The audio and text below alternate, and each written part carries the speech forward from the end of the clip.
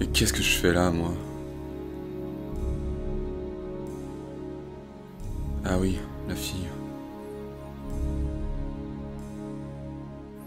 C'est la poisse. Jeune fille blanche, morte, assassinée.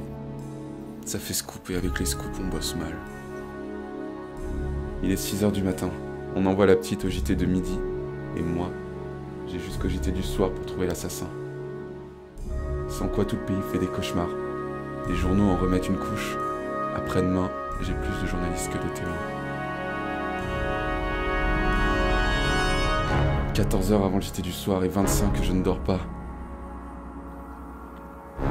Merde. Je n'y arrive pas. Parce que je ne sais pas qui est cette Elisa. Toujours pareil. Tu commences par les parents, ils te jurent que c'était une petite fille modèle. Jamais de soucis. Après l'autopsie, tu découvres qu'elle se shootait à la coke.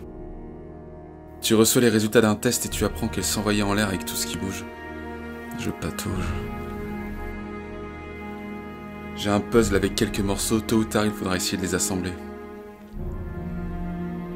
Je sais qu'entre 21 et 23 heures, elle devait être au macaque en compagnie d'un individu non identifié. Elle buvait, elle riait, elle blaguait. Elle semblait tranquille. Avait-elle de la cocaïne dans le corps ou en aurait-elle absorbé par la suite? Vers 23 heures, elle quitte le bar, probablement en compagnie des personnes avec qui elle y est entrée. Vers 1h du matin, dans un endroit non encore identifié, un homme lui assène un coup sur l'os zygomatique gauche.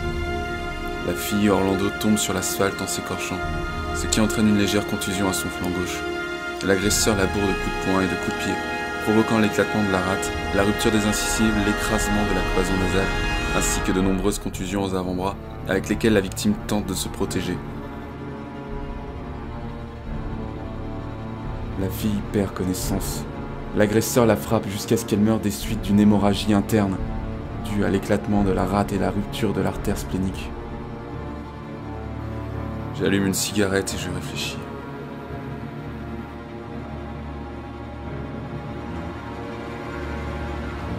Non, je dois revenir en arrière. Je suis en train de suivre une seule piste. Je veux y croire, je veux que ce ne soit qu'une affaire de drogue, je veux que ma victime ait vendu du sexe en échange de sa dose. Je le veux pour neutraliser la violence, pour la rendre moins dangereuse, pour confirmer qu'ils ne se tuent qu'entre eux. On choisit de mourir et que les victimes connaissent leurs assassins comme les assassins connaissent leurs victimes. Et leur vie court vers ce rendez-vous. Et les autres n'ont rien à y voir puisque ne meurent que les sujets à risque. Pour que tout le monde puisse dormir en paix.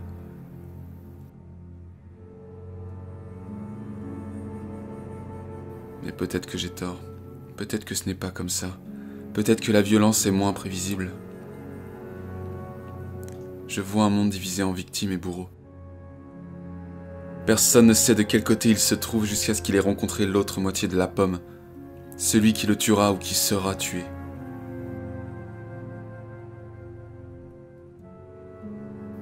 Je trouve l'air vicieux. Ça sent le pourri.